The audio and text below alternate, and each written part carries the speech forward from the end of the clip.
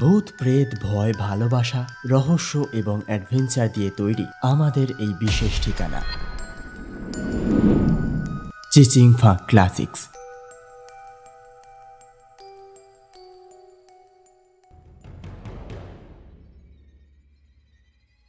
নমস্কার শ্রোতা বন্ধুরা, চিচিংফা ক্লাসিক্সে আপনাদের স্বাগত।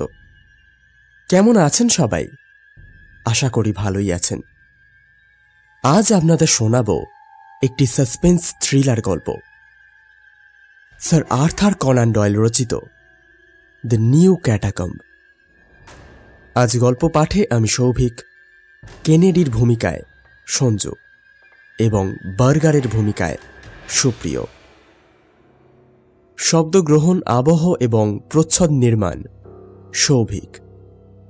শুরু হচ্ছে আজকের গল্প, দ্য নিউ ক্যাটাকম্ব।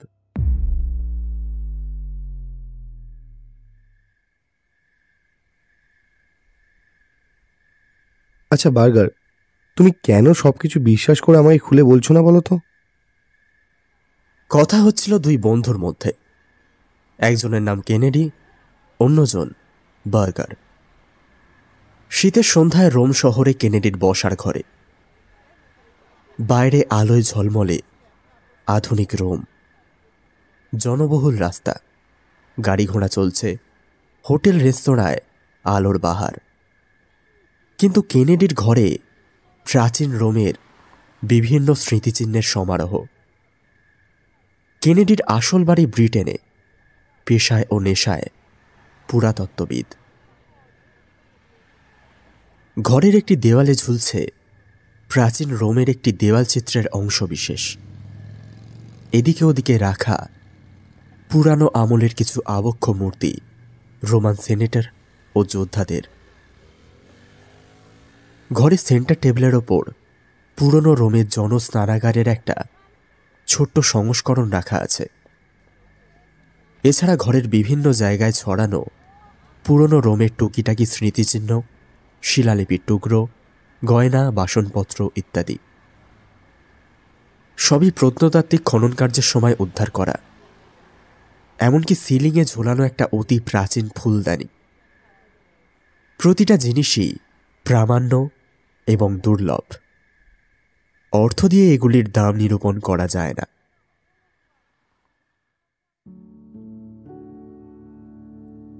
কেনেডির বয়স 30-এর সামান্য বেশি, কিন্তু এই অল্প বয়সেই পুরনো রোমের উপর পুরাতাত্ত্বিক গবেষণায় তার নাম সারা ইউরোপে ছড়িয়ে পড়েছে। ধনী পরিবারের সন্তান হিসেবে আর্থিক সচ্ছলতার জন্য কেনেডি মাঝে মাঝে একটু আধটু পয়সা উড়িয়ে ফুর্তি করলেও তার বুদ্ধি এত তীক্ষ্ণ এবং প্রত্নতত্ত্বের প্রতি ভালোবাসা এত তীব্র যে সে দীর্ঘ সময় নিবিষ্ট চিত্তে গবেষণার কাজে ব্যস্ত থাকতে পারে। কেনেডি বেশ সুপুরুষ, কপাল চওড়া, নাকটি তীক্ষ্ণ, মুখে যুগপৎ দৃঢ়তা এবং দুর্বলতার ছাপ। কেনেডির বন্ধু জুলিয়াস বার্গার কিন্তু সম্পূর্ণ অন্য ধরনের মানুষ। বার্গারের বাবা জার্মান, মা ইটালিয়ান। জার্মানির শারীরিক শক্তি ও কঠোরতার সঙ্গে ইটালির নমনীয়তা, এই বৈপরীত্যের সমাবেশ বার্গারের ব্যক্তিত্বে। তার চেহারায় প্রথমেই চোখে পড়ে তার নীল চোখ, বিশাল কপাল এবং সোনালি চুল। সেই সঙ্গে নজরে পড়ে তার রোদে জ্বলা গায়ের রং। সব মিলিয়ে বার্গারকে দেখলে পুরনো রোমের আবক্ষ মূর্তিগুলির মুখাবয়ব মনে পড়ে যায়। বার্গারের সরল হাসি আর স্বচ্ছ দৃষ্টি অবশ্যই ওর বংশ পরিচয়ের ইঙ্গিতবাহী। বয়স ও খ্যাতিতে বার্গার কেনেডি সমকক্ষ, কিন্তু লক্ষণীয় কৃপা না পাওয়ায় তাকে অনেক কষ্ট করে উপরে উঠতে হয়েছে। 12 বছর আগে জার্মানির বোনো বিশ্ববিদ্যালয়ের সামান্য একটা বৃত্তি নিয়ে ও রোমে এসেছিল। তারপর এত বছর ধরে অনেক কৃচ্ছ সাধন করে ধীরে ধীরে পুরাতত্ত্বে খ্যাতি লাভ করে আজ সে বার্লিন একাডেমির একজন সদস্য। কিন্তু পুরাতত্ত্বের বাইরে অন্য সমস্ত ব্যাপারে বিশেষ সামাজিক আদব কায়দায় বার্গার ধনী কেনেডির থেকে অনেক নিচে। নিজের পড়াশোনার বিষয়ে বলতে গেলে ওর মুখমণ্ডল উদ্ভাসিত হয়ে ওঠে, কিন্তু বাকি সব ব্যাপারেই বার্গার চুপচাপ এবং মুখ চোরা গোছের। চারিত্রিক বৈপরীত্য সত্ত্বেও গত কয়েক বছরে এদের দুজনের মধ্যে বন্ধুত্ব ক্রমশ গাঢ় হয়েছে।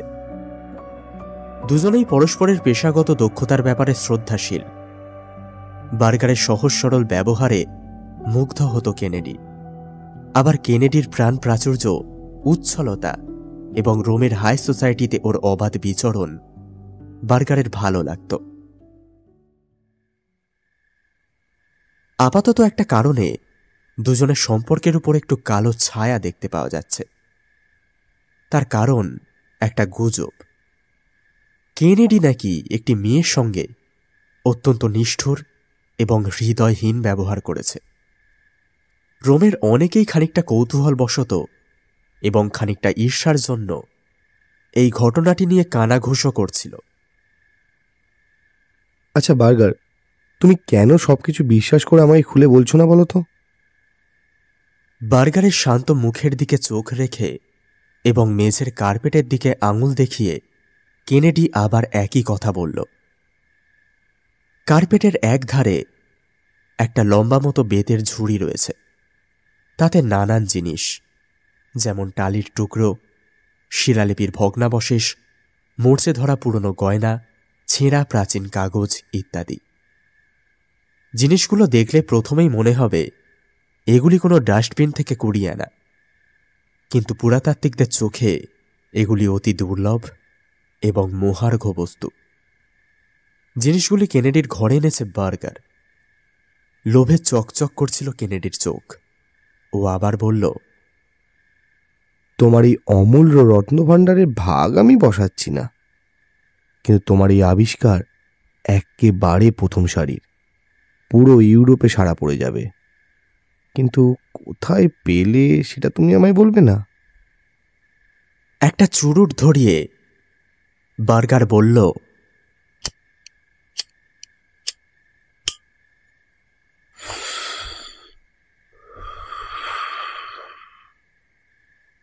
এখানে যা দেখছো তা কিছুই নয়। আমার আবিষ্কৃত জায়গায় 12 জন পুরাতাত্ত্বিক এই ধরনের জিনিসের মধ্যে অনায়াসে সারাটা জীবন কাটিয়ে দিতে পারে। কেনেডি কপাল কুঁচকে গোঁফে হাত বুলোতে বুলোতে বলল, দেখো বার্গার, তুমি না বললেও আমি ঠিক বুঝতে পেরে গেছি। তুমি নিশ্চয়ই কোনো ভূগর্ভের একটা বড় কবরখানা আবিষ্কার করেছো, কারণ এত ধরনের পুরনো জিনিস কবরখানা ছাড়া আর কোথায় বা পাওয়া যাবে? ঠিকই বলেছ। আমি ভূগর্ভে একটা নতুন কবরখানার খোঁজ পেয়েছি। কোথায়? সেটা কি করে বলি বলো তো কেনেডি? এটুকু বলতে পারি, আমি না দেখিয়ে দিলে ওই জায়গাটা কারো পক্ষে খুঁজে পাওয়া সম্ভব নয়। এই কবরখানাটা ছিল অভিজাত সম্প্রদায়ের লোকের জন্য। সুতরাং এখানে যে ধরনের ভগ্নাবশেষ ও স্মৃতিচিহ্ন জড়িয়ে আছে তা অন্য কোথাও পাওয়া যাবে না। আমি প্রথমে এটার উপর গবেষণা করে একটা পেপার লিখব, তারপরে তোমার মতো প্রতিদ্বন্দ্বীর কাছে সমস্ত কিছু খুলে বলবো, তার আগে নয়। পুরাতত্ত্বের প্রতি কেনেডির ভালোবাসা অসীম। এই নতুন আবিষ্কারের ব্যাপারে জানার জন্য সে প্রায় অধৈর্য হয়ে বার্গারকে বলল, বার্গার, আমি শপথ করে বলছি, তোমার অনুমতি ছাড়া আমি এই বিষয়ে কোনো পেপার লিখব না। অতএব তুমি নির্দ্বিধায় আমাকে তোমার আবিষ্কারের ব্যাপারটা খুলে বলতে পারো। না হলে কিন্তু আমি তোমার আগেই ওই জায়গাটা খুঁজে বার করব, আর এই ব্যাপারে তোমার আগেই আমি আমার গবেষণাপত্র প্রকাশ করব। চুরুটে টান দিয়ে হালকা হেসে বার্গার বলল,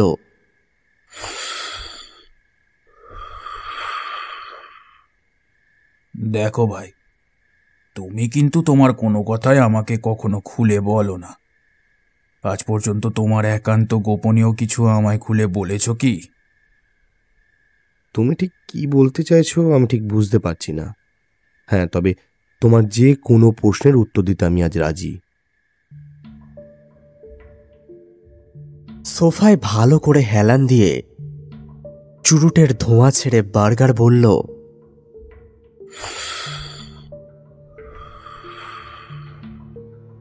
বেশ, এবার বলো তো, মেরি স্যান্ডারসনের সঙ্গে তোমার কি সম্পর্ক ছিল?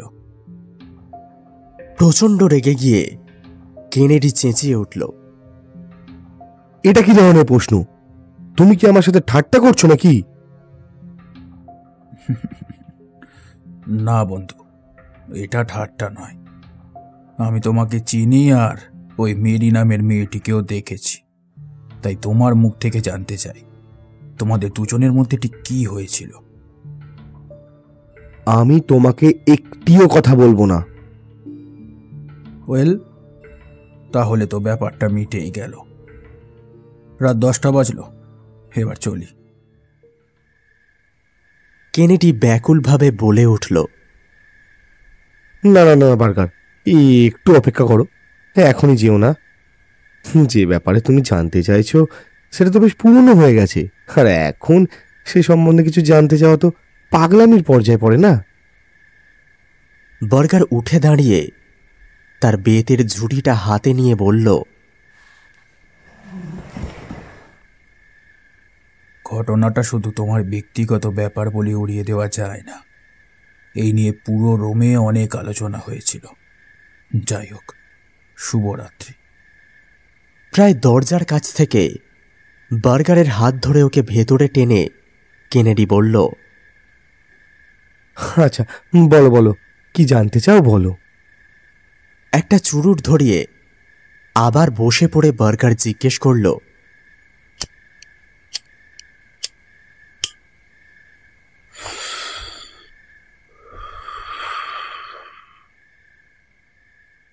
মেরি স্যান্ডারসনের শেষ পর্যন্ত কি হয়েছিল? সে তো নিজের দেশের বাড়িতে ফিরে গেছে, ইংল্যান্ডে। কিন্তু ব্যাপারটা বেশ অদ্ভুত না? তোমার সঙ্গে বেশ কিছুকাল মেরির বন্ধুত্ব ছিল, তাহলে ও হঠাৎ এমন করে চলে গেল কেন? আর তোমার সঙ্গে যদি ওর বন্ধুত্ব নাই হয়ে থাকে, তাহলে ওকে আর তোমাকে জড়িয়ে এত গুজব কেন? কেনেডি ফায়ারপ্লেসের দিকে তাকিয়ে খানিকটা অন্যমনস্কভাবে বলল, হয়তো তুমি ঠিকই বলেছ,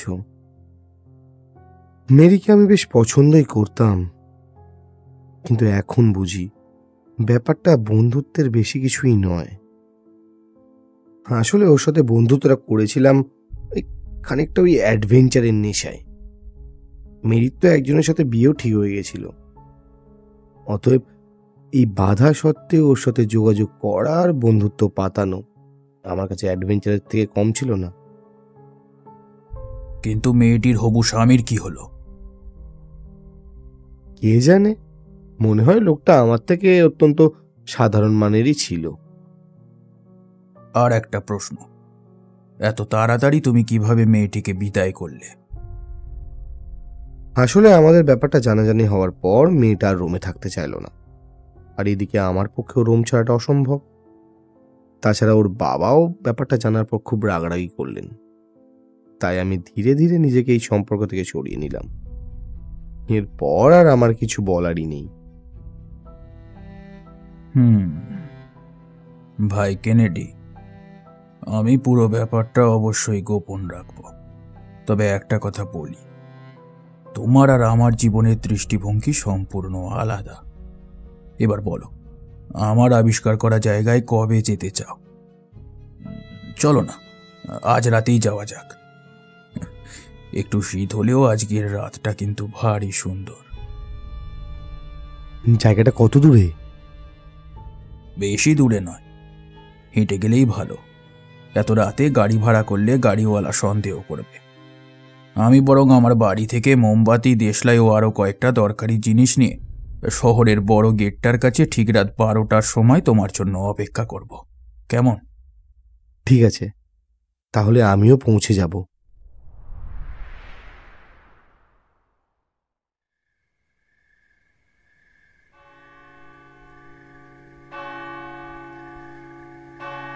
শহরের ঘড়ি ঘরে যখন রাত 12টার ঘণ্টা বাজছে, ঠিক তখনই হাতে একটা লণ্ঠন ঝুলিয়ে ওভারকোট পরা বার্গার নির্দিষ্ট স্থানে এসে হাজির হল। একটু দূরেই অপেক্ষারত কেনেডি এগিয়ে এলো বার্গারের কাছে।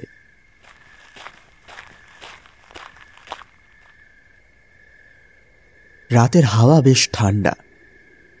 শরীর গরম রাখতে দুজনেই পাথুরের রাস্তার উপর দিয়ে দ্রুত চলতে লাগল। রাস্তায় দু একজন বিক্ষিপ্ত পথচারী ছাড়া আর জনমানুষের চিহ্ন নেই। রাস্তার দুধারে কবরখানা ও অনেক স্মৃতিসৌধ। বেশ খানিকটা গিয়ে সেন্ট ক্যালিকটাসের সমাধির কাছে এসে বার্গার থামল। দাঁড়াও, এর খুব কাছেই আমার আবিষ্কৃত সমাধি। এই যে, এই দিকে এসো। এই সরু রাস্তাটা দিয়ে যেতে হবে। এক কাজ করো, তুমি আমার পিছনে এসো।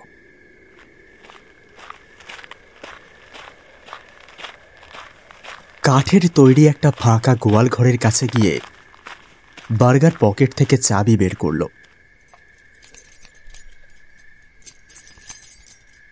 এ কি, তোমার ভূগর্ভের ভান্ডার এই বাড়ির মধ্যে নাকি? হ্যাঁ, এটাই রাস্তা। এই ঘরটির জন্য লোকে ভাবতেই পারবে না যে এর নিচে কি আছে। এমনকি এই বাড়ির মালিকও জানে না যে তার বাড়ির নিচে আছে পুরাতাত্ত্বিক রত্ন ভাণ্ডার। এই বাড়িটা আমি ভাড়া নিয়েছি। ভেতরে এসো, দরজাটা বন্ধ করে দাও।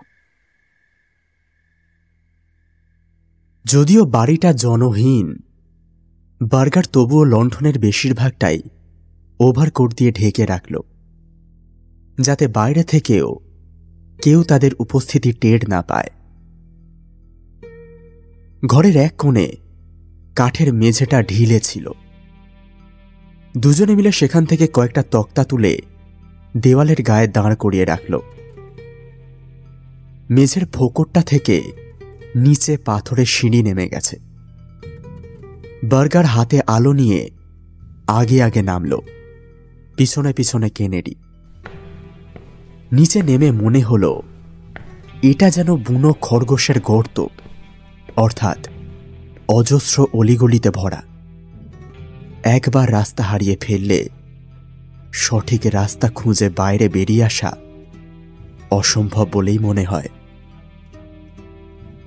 তা তুমি কি করে এই গোলকধাঁধায় চলাফেরা করো?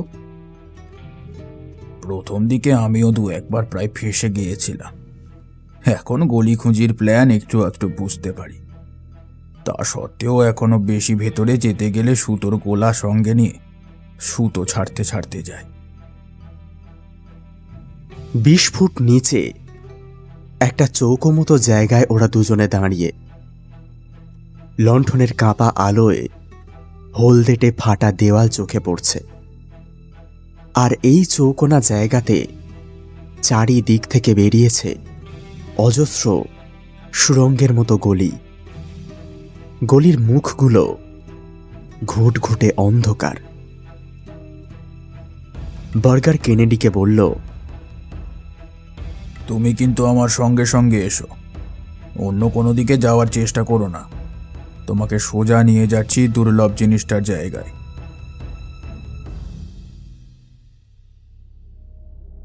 মাঝে মাঝেই এক একটা গলি দুভাগে বিভক্ত হয়ে যাচ্ছে। বার্গার নির্দ্বিধায় এগিয়ে চলল।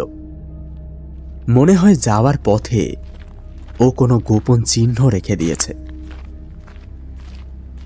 চতুর্দিকে দেওয়ালের ধারে ধারে মমিতে পরিণত মৃতদেহ থাকে থাকে রাখা। আধো আলো আধো অন্ধকারে কঙ্কালসার মমিগুলো দেখে গা ছমছম করছিল কেনেডি। কিন্তু তবুও উৎসুকভাবে দেখছিল মৃতদেহগুলির চারপাশে ছড়িয়ে রাখা শিলালিপি, বাসনপত্র, গয়না এবং অন্যান্য টুকিটাকি জিনিস। কেনেডি বুঝতে পারছিল যে ভূগর্ভের আবিষ্কৃত সমাধিগুলির মধ্যে এই সমাধিটি অতি প্রাচীন এবং পুরনো রোমে আদি খ্রিস্টানদের একটা উল্লেখযোগ্য কবরখানা। হঠাৎ কেনেডি জিজ্ঞেস করল, আচ্ছা, এই লণ্ঠনের আলো নিভে গেলে কি হবে? আমার কাছে মোমবাতি আর দেশলাই আছে। তোমার কাছে দেশলাই আছে কি? না না না, তুমি বরং আমার করে দেশলাই দাও। না, তার কোনো দরকার নেই। আমাদের দুজনের ছাড়াছাড়ি হওয়ার কোনো সম্ভাবনাই নেই। আচ্ছা বার্গার, আর কত দূর যেতে হবে? প্রায় সিকি মাইল তো হাঁটাই হয়ে গেল। সিকি মাইলেরও বেশি। আসলে এই বিস্তীর্ণ সমাধিক্ষেত্রের কোথায় যে শেষ তা আমিও জানি না। দাঁড়াও, আমার সুতোর গোলাটা বের করি। বাকি পথটাই হাঁটা আরও কঠিন। সুতোর এক প্রান্ত একটা পাথরের কোণায় বেঁধে সুতোর গোলাটা বুক পকেটে নিয়ে বার্গার চলতে লাগল। কেনেডি বুঝতে পারছিল যে গলিগুলো এখন গোলক ধাঁধার মতো জটিল হয়ে উঠেছে। খানিকক্ষণ পরে ওরা একটা বড় গোলাকার হল ঘরে পৌঁছে গেল। ঘরের মাঝখানে চৌকো এক বেদির উপর একটা শ্বেত পাথরের ফলক রাখা। লণ্ঠনের আলোয় ফলকটা দেখতে পেয়ে আনন্দে আত্মহারা হয়ে কেনেডি বলল, আরে, এ তো দারুণ জিনিস। আমার মনে হয় খ্রিস্টানদের বানানো প্রথম বেদি হয়তো এটাই। ঘরটা নিশ্চয়ই আগে চার্চ হিসাবে ব্যবহার করা হতো। ঠিক বলেছ। এই ঘরের দেওয়ালের ফাঁকে ফাঁকে যে দেহগুলো মমি করে রাখা আছে সেগুলো সবই সেই সময়ের বিশপ ও পোপদের। তুমি অন্তত একটা দেহ কাছে নিয়ে দেখে এসো। কেনেডি দেওয়ালের দিকে গিয়ে একটা মৃতদেহর মাথার দিকে তাকিয়ে বলল, আমি আমার অভিজ্ঞতা থেকে বলতে পারি, তোমার এই আবিষ্কার কিন্তু একদম অভূতপূর্ব। এসো এসো, লন্ডন একটু কাছে নিয়ে এসো। আমি এই সবগুলোকে নিজের চোখে দেখতে চাই।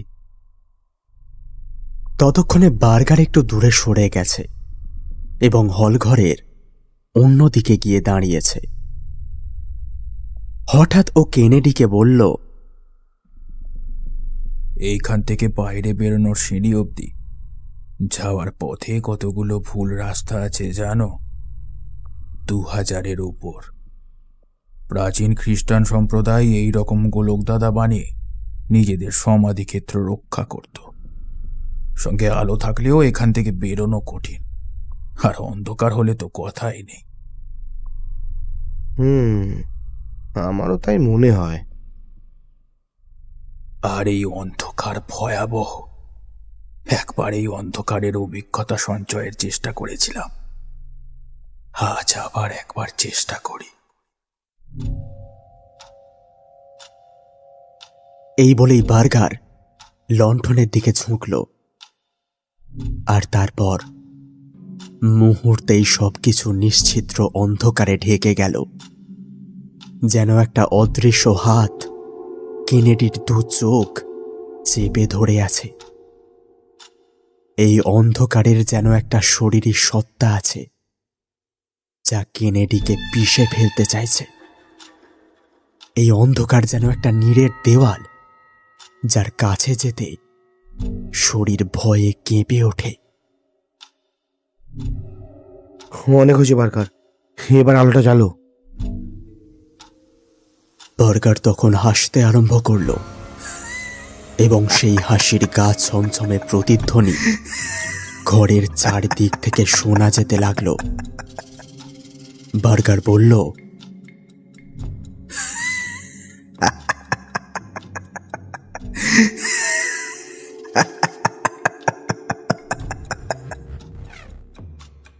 কি হলো কেনেডি, ঘাবড়ে গেলে নাকি?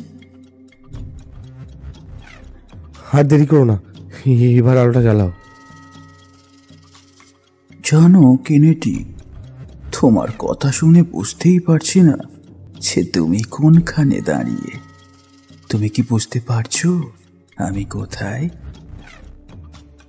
এই সুতোটা আমার হাতে না থাকলে বুঝতেই পারতাম না যে কোন রাস্তা ধরব, যেমনটা তুমি এখন অনুভব করছো বন্ধু। তাড়াতাড়ি আলোটা জ্বালাও, শেষ করো ওই তামাশা। কেনেডি, তুমি দুটো জিনিস খুব পছন্দ করো, এক হচ্ছে অ্যাডভেঞ্চার, আর 2 নম্বর হলো যে কোনো বাধা অতিক্রম করা। এই গোলক ধাঁধা থেকে বেরোনো হচ্ছে তোমার জীবনের সবচেয়ে বড় অ্যাডভেঞ্চার, আর বাধাগুলো এই অন্ধকার আর 2000 ভুল রাস্তা। জানি জানি বন্ধু, ঠিক জায়গায় পৌঁছতে তোমার একটু অসুবিধে হবে, কিন্তু তোমার হাতে তো এখন প্রচুর সময়, তাড়াহুড়ো করার কোনো দরকার নেই। মাঝে মাঝে যখন বিশ্রামের জন্য একটু থামবে, তখন একটু মেরি স্যান্ডারসনের কথা মাথায় রেখো, আর এটাও ভেবে দেখো যে তুমি ওর প্রতি সঠিক ব্যবহার করেছিলে কিনা। কেমন? শয়তান, তুমি কি বোঝাতে চাইছো? বিকৃত গলায় চিৎকার করে কেনেডি সেই ঘরে পাগলের মতো ছোট ছোট বৃত্তাকারে ঘুরতে লাগলো, আর যেন সেই ঘন অন্ধকারকে 2 হাত দিয়ে ধরতে চাইল। একটু দূর থেকে বিদ্রুপের সুরে কথা ভেসে এলো, বিদায় কেনেডি। তুমি এখন নিশ্চয়ই বুঝতে পারছো যে তুমি মেরির প্রতি কতটা অন্যায় করেছ। খালি একটা ছোট ব্যাপার তোমাকে বলা হয়নি। মেরির বিয়ের সম্বন্ধ হয়েছিল একটা গরিব সামাজিক আদব কায়দা না জানা লোকের সঙ্গে, আর সেই লোকটার নাম জুলিয়াস বার্গার।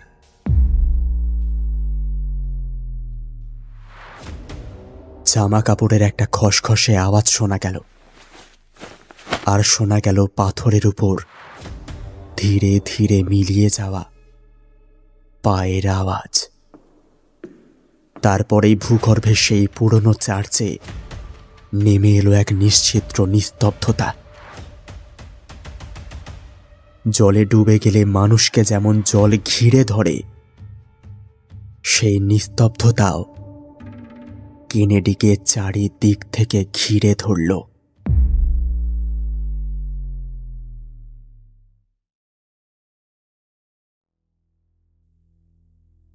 2 মাস পরে ইউরোপের খবরের কাগজে নিম্নলিখিত সংবাদটি বেরিয়েছিল।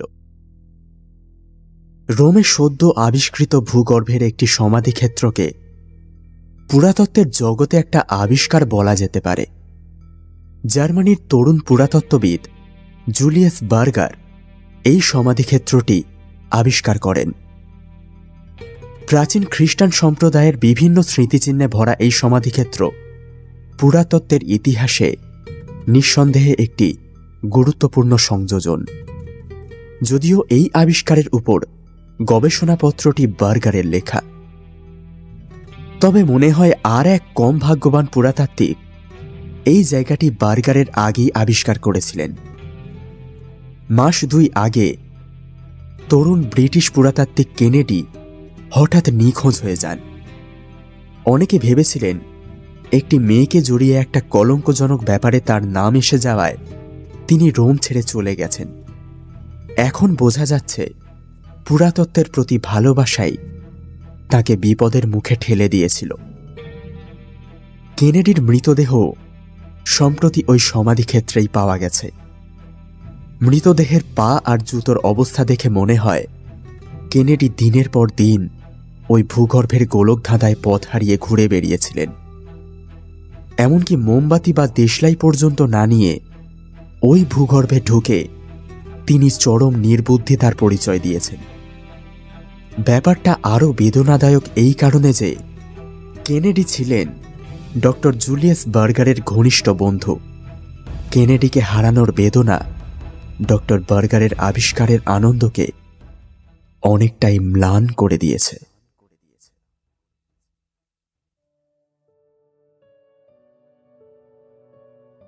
তাহলে কেমন লাগলো আমাদের আজকের গল্প?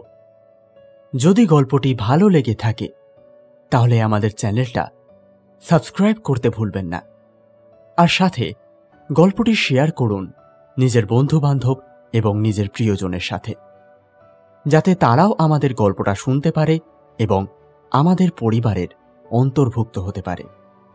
এবং কমেন্ট করে জানান গল্পটি আপনাদের কেমন লাগলো।